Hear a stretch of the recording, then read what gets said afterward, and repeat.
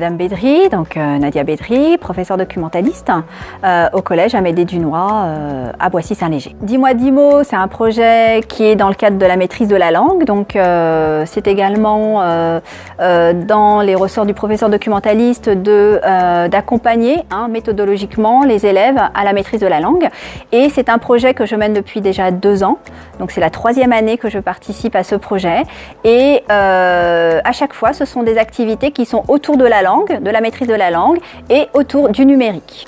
Alors, allier l'écriture et le numérique, pour les élèves, ça permet de donner un sens, de maîtriser bien mieux les mots lorsqu'il y a un côté ludique qui leur permet d'acquérir donc ces petits mots-là. Et c'est vrai que j'ai constaté, puisque ça fait 3 ans, que les mots sont bien mieux acquis, les définitions sont bien mieux acquises lorsqu'il y a une part de ludification dans les activités qu'on leur propose.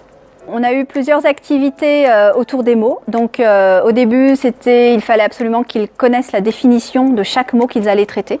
Donc ils ont fait des recherches dans des dictionnaires. On a revu les définitions une à une. Coquille, c'est une faute, une erreur de frappe sur un mot. Moi, au début, moi je croyais que c'était comme normal, une coquille, par exemple, d'escargot, d'un animal. Gribouillis, c'est des lignes pas forcément ordonnées, pas forcément lisibles. Et j'ai aussi aimé le mot gribouillis parce que ça me fait rappeler mon enfance quand je faisais les gribouillis sur des feuilles. Moi j'ai eu phylactère et des phylactères ce sont les bulles dans les bandes dessinées là où il y a les dialogues des personnages.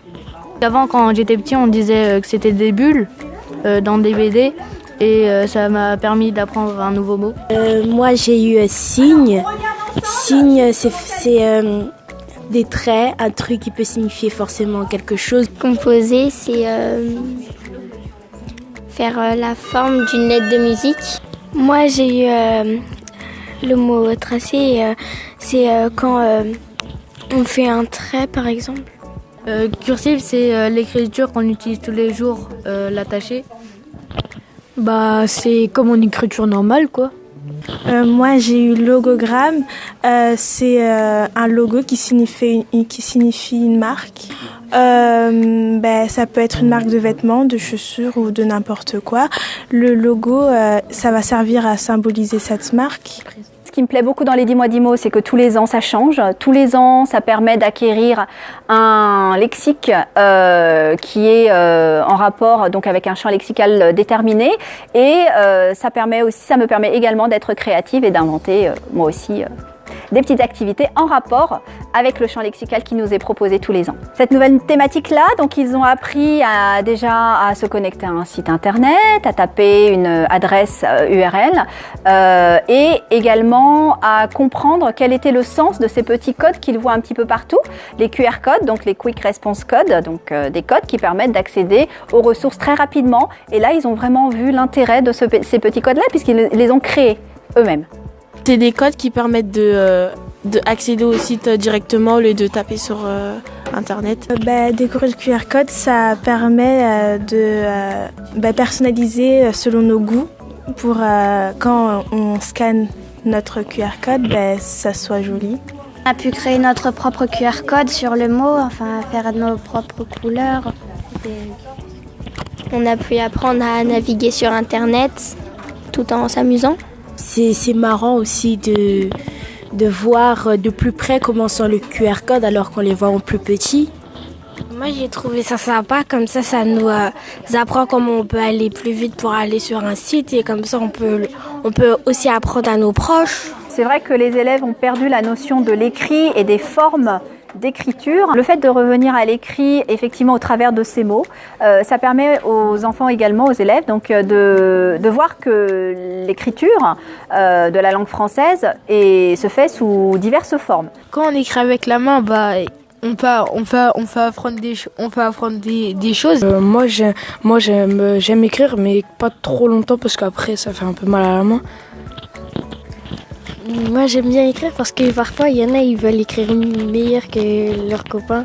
Donc on a vu que l'écriture n'était pas simplement celle qu'ils avaient l'habitude de voir au travers des claviers, mais qu'il y avait des formes d'écriture comme au travers du dessin. Et c'est vrai que ça leur a permis de prendre conscience que la langue et les mots pouvaient être transmis au travers de plusieurs formes.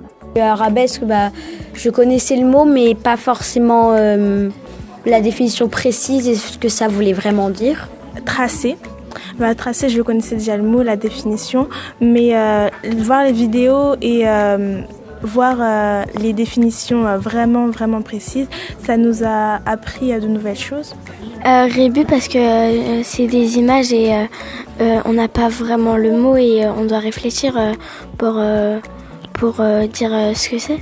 Il faut toujours qu'il y ait un intérêt, un lien réel entre ce qui est fait donc en classe, donc le sens et là pour le coup la maîtrise de la langue, et un lien aussi avec le numérique. Donc on n'est pas là juste pour jouer, on est là pour apprendre. Et jouer pour apprendre, je pense que c'est l'une des meilleures acquisitions également pour les enfants. Moi j'ai bien aimé de découvrir d'autres mots. Et parce que quand on a un mot, on apprend le nôtre, mais on peut aussi retenir ceux des autres. Moi, j'ai beaucoup aimé l'atelier parce qu'on apprend de nouveaux mots et même si c'est pas le mot qu'on nous a donné à nous, ça nous permet d'apprendre des nouveaux mots. Moi, j'ai bien aimé l'atelier parce que certains des 10 mots sont des mots qui sont vraiment anciens. Même nous, on n'était pas nés et c'était bien de redécouvrir des mots anciens. C'est une activité intéressante et on va pouvoir aussi choquer nos profs avec ces nouveaux mots.